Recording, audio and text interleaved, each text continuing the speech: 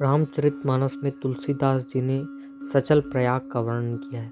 सचल प्रयाग अर्थात चलता फिरता प्रयागराज। तो आइए आज हम उसको चौपाइयों के माध्यम से समझेंगे, उनका अर्थ जानेंगे। तो चलिए शुरू करते हैं। प्रथम चौपाई है ओम मुद मंगलमय संत समाजू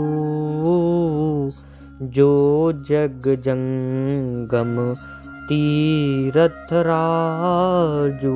राम सिया राम जय जय राम।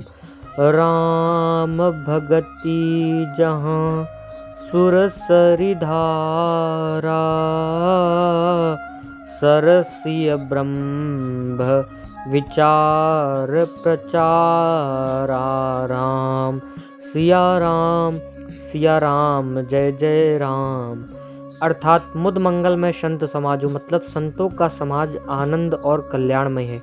जो जग जंगम तीर्थ राजू जो जगत में चलता फिरता तीर्थराज है अर्थात प्रयाग है, जहाँ राम जी की भक्ति गंगा जी की धारा है और सरसई ब्रह्म विचार प्रचारा अर्थात ब्रह्म विचार का प्रचार सरस्वती जी हैं।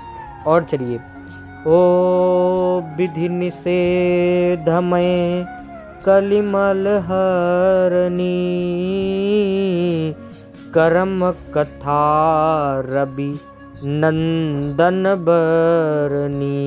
राम सिया राम जय जय राम। ओ हरिहर कथा विराजत बेनी सुनत सकल मुद मंगल देनी। राम सिया राम जय जय राम। विधि और निषेध रूपी कर्मों की कथा कलयुग के पापों का हरण करने वाली है। सूर्य तनया यमुना जी हैं और भगवान विष्णु और शंकर जी की कथाएं त्रिवेणी रूप से सुशोभित हैं, जो सुनते ही सब आनंद और कल्याण को देने वाली हैं। और अगली चौपाई है बटु विश्वास अचल निज धर्मा तीरथ राज समाज सुकर्मा। सबहि सुलभ सब दिन सब देसा सेवत सादर समन कलेसा। राम सिया राम जय जय राम। और उसी संत रूपी प्रयाग में अपने धर्मों के जो अटल विश्वास हैं वो अक्षय व्रत है और शुभ कर्म ही उसका तीर्थराज का समाज अर्थात परिकर है। वह सब देशों में सब समय सभी को सहज ही में प्राप्त हो सकता है और आदर पूर्वक सेवन करने से क्लेशों का नष्ट करने वाला है।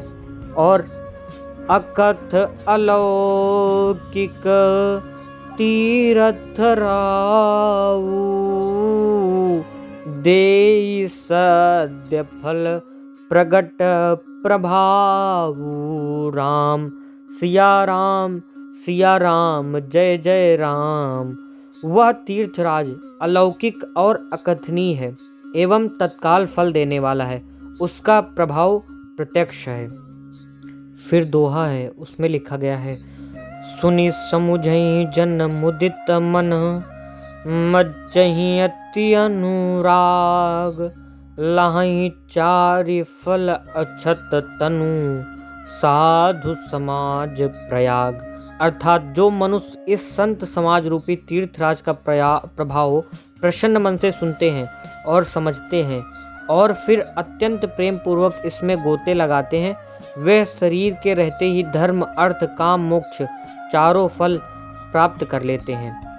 तत्पश्चात चौपाई में लिखा गया मज्जन फल पेखिय तत्काला काकहो पिक बकऊ मराला। सुनिया चरज करे जन कोई सतसंगति महिमा नहीं गोई। अर्थात इस तीर्थराज समाज में स्नान का फल तत्काल ऐसा देखने में आता है कि कौवे कोयल बन जाते हैं और बगुले हंस बन जाते हैं और हंस परमहंस बन जाते हैं। यह सुनकर कोई आश्चर्य ना करे, क्योंकि सत्संग की महिमा छिपी नहीं है। और आगे चलिए, चौपाई लिखी गई। बाल्मीक नारद घट जोनी, निज निज मुखनि कही निज होनी। जल चर थल चर नभ चर नाना, जे जड़ चेतन जीव जहाना। वाल्मीकि जी, नारद जी और अगस्त्य जी ने अपने अपने मुखों से अपनी होनी अर्थात जो जीवन में उनके वृत्तांत हुए उनको कहा है। जल में रहने वाले, जमीन पर रहने वाले और आकाश में विचरण करने वाले नाना प्रकार के जड़ चेतन जितने जीव हैं इस जगत में हैं। इसके आगे चौपाई में लिखते हैं। मति कीरति गति भूति भलाई, जब जेहि जतन जहाँ जेहि पाई। राम सिया राम जय जय राम। ओ सो जानब सत्संग प्रभावु, लोकौ वेदन आन उपाऊ। राम सिया राम जय जय राम। अर्थात जो जीव इस जगत में हैं उनमें से जिसने जिस समय जहाँ कहीं भी जिस किसी यत्न से बुद्धि कीर्ति सद्गति विभूति और भलाई पाई है, सो सब सत्संग का ही प्रभाव समझना चाहिए। वेदों में और लोकों में इनकी प्राप्ति का दूसरा कोई और उपाय नहीं बताया गया है। इसके आगे तुलसीदास जी लिखते हैं। बिनु सत्संग विवेक न होई,